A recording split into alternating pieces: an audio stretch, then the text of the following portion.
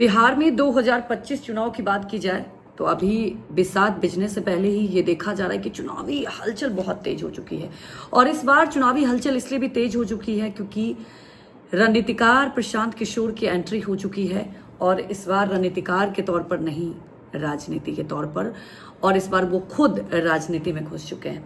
अब सवाल उठता है कि क्या पीके किंग मेकर बनेंगे या किंग बनेंगे?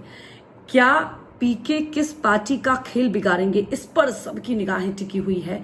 और सबसे बड़ी बात, क्या बिहार की पॉलिटिक्स से जाति का अंत हो जाएगा? ये तमाम सवाल मुझे लगता है सबके जहन में है। देखिए, मैं खुद बिहार से हूं और कई सालों से हम सब चुनाव देखते आए। बिहार में जाति कहीं ना कहीं ऐसा लगता है कि वहां समा चुकी है और हर चुनाव इर्द गिर्द जाति में घूमता है। लेकिन इस बार अगर 2025 की बात की जाए तो चुनावी हलचल और चर्चाएं इसलिए गर्म है क्योंकि पीके की एंट्री हो चुकी है।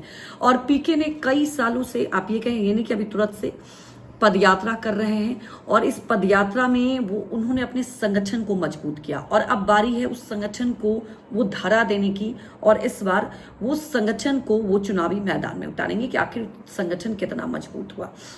अब सवाल उठता है कि ये हम सबने देखा कि पीके रैली में जिस तरह से भीड़ जमा होती है, ठीक है, भीड़ जमा होती है, लेकिन सवाल उठता है कि क्या पीके 243 जो विधानसभा सीट है, अगर वो 243 विधानसभा सीटों पर जिस तरह से कह रहे हैं प्रत्याशी उतारेंगे, अगर मजबूत प्रत्याशी उतारते हैं तो इसका क्या असर होगा?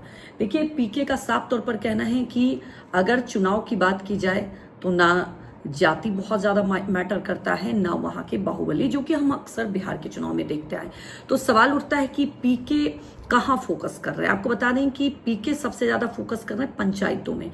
पंचायत में जिनका इम्पैक्ट है, जो वहां प्रभाव रखते हैं, कहा तो ये जा रहा है कि पीके उनको ज्यादा टिकट देंगे।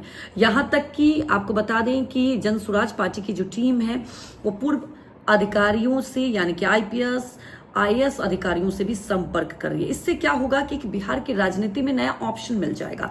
जो लोग जाति और एक पुराने, कह सकते हैं आप, धर्रा से उब चुके हैं, उनको एक नया ऑप्शन मिलेगा। अगर पढ़े लिखे लोग आते हैं तो बिहार के ऑप्शन में एक नया परिस्थिति बदलेगी। अब सवाल उठता है कि क्या जो ऑप्शन पीके तलाश रहे हैं, तो क्या बिहार के जो युवा हैं, जो नई पीढ़ी है, वो अब उब चुकी है सबसे, तो किस पे असर होगा? ये हम सभी जानते हैं कि सबसे ज्यादा अगर असर होगा तो एनडीए पर होगा। देखिए, बिहार में जब भी तीसरी पार्टियां, ये देखा गया, या तो वोट काटती है या किसी एक गठबंधन को बहुत नुकसान पहुंचाती है। लेकिन जन स्वराज की पार्टी की बात करें और पीके जिस रणनीति से चल रहे हैं, उससे ऐसा लगता है कि वोट भी कटेगा और दोनों ही गठबंधन, किसी एक गठबंधन नहीं, दोनों ही गठबंधन पर इसका सीधा असर होगा। हालांकि मैं बता दूं आपको, एनडीए पर ज्यादा असर होगा क्योंकि बात की जाए बीजेपी की बात करें तो बीजेपी बिहार में अगला स्वर्ण जो होते हैं, यहाँ जाति में भी मैं कह रही हूँ, और इनफैक्ट पढ़े लिखे लोग ज्यादा डालते हैं, जो आप कह सकते हैं मिडिल क्लास लोग। लेकिन अब पीके का ऑप्शन हो गए। दूसरा, जेडीयू के भी सीटों पर सेंध लगा सकते हैं, वोटों पर सेंध लगा सकते हैं पीके।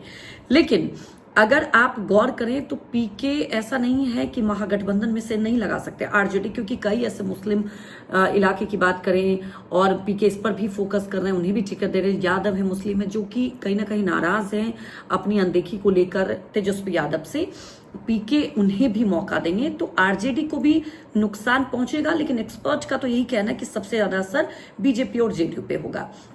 अब सवाल उठता है कि अगर 243 सीटों पर जिस तरह से चुनाव लड़े, कुछ सीटों पर जीत हो जाती है, कुछ सीट अगर मजबूत दावेदार उतारते हैं, जीत हासिल हो जाती है, तो बिहार में इस बार विधानसभा त्रिशंकु भी हो सकता है। जी हाँ, जो अभी आकलन किया जा रहा है और जो आप स्थिति देखने को मिल रही है।